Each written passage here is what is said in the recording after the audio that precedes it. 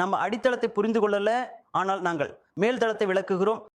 மற்றும் இரண்டாவது விஷயம், நாங்கள் இந்த எண்கள் மிகவும் மிகவும் ஆரம்ப நிலைமைகளில் உள்ளன. அவை மிகவும் மிகவும் ஆரம்ப கட்டங்களில் இருந்து வருகின்றன. மற்றும் நாம் யோசிக்கத் தொடங்கினால் ஏன் அவை வந்தன, எப்படி அவை வந்தன, அப்பொழுது நாம் அவற்றின் சிந்தனை முறையை அறிந்து கொள்கிறோம். மற்றும் ஏதேனும் பிரச்சனை இருக்கிறதா, எப்படி அவர்கள் இந்த தீர்வை எவ்வாறு அடைந்தனர், மற்றும் ஏன், மற்றும் உலகம் முழுவதும் அனைத்து நாகரிகங்களிலும் இந்திய எண்கள் மிகவும் மிகவும் நல்லதாக மாறிவிட்டன.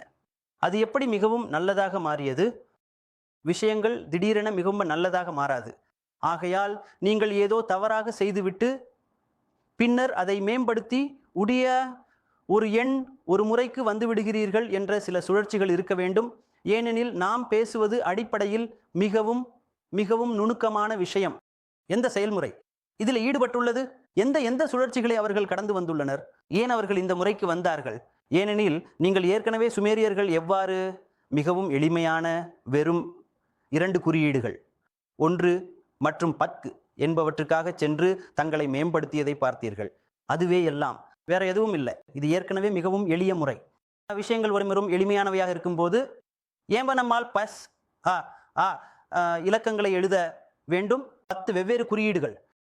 ஏனெனில் மற்றொரு எளிய முறை உள்ளது.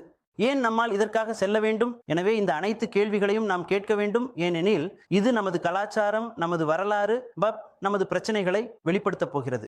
மற்றும் ஏனெனில் இது மிகவும் இந்தியா மட்டுமே மற்ற அனைத்து நாகரிகங்களிலிருந்தும் மாறுபட்டு சிந்தித்த நாடாக இருந்தது. இந்தியா ஏன் தலைமை நிலையை எடுத்தது என்பதை நாம் புரிந்து கொள்ள வேண்டும்.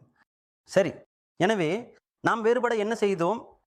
மற்றும் இதை நாங்கள் புரிந்து கொண்ட பிறகு, இந்த பின்னணி காரணிகளை புரிந்து கொண்ட பிறகு வரலாறு தன்னை மீண்டும் மீண்டும் நிகழ்த்துகிறது, அல்லது அதே அல்காரிதம் அல்லது ஒப்புமையை செய்ய விரும்பினால் நாம் அதை பற்றி சிந்திக்கலாம். சரி, எனவே இங்கே நமக்கு சில வலிமைகள் உள்ளதா?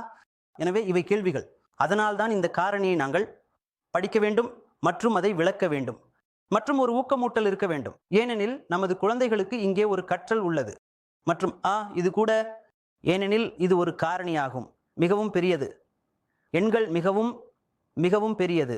ஏனெனில் எண்கள் கண்டுபிடிக்கப்படவில்லை அல்லது இப்படி இல்லை என்றால் நாங்கள் இன்னும் ரோமானியர்களை பயன்படுத்தி இருப்போம் மற்றும் எளிதாக கணிதம் செய்வோம், எங்கும் செல்லாமல். எனவே இது ஒரு மிகப்பெரிய பங்களிப்பு மற்றும் பெருமைப்பட வேண்டிய ஒன்று. எனவே உலகம் முழுவதும் வரலாற்றை பற்றி கவலைப்படவில்லை என்றால் நாங்கள் இந்தியர்கள் அதை புரிந்து கொள்ள வேண்டும் மற்றும் நாங்கள் அதற்கு பதிலளிக்க முடியும்.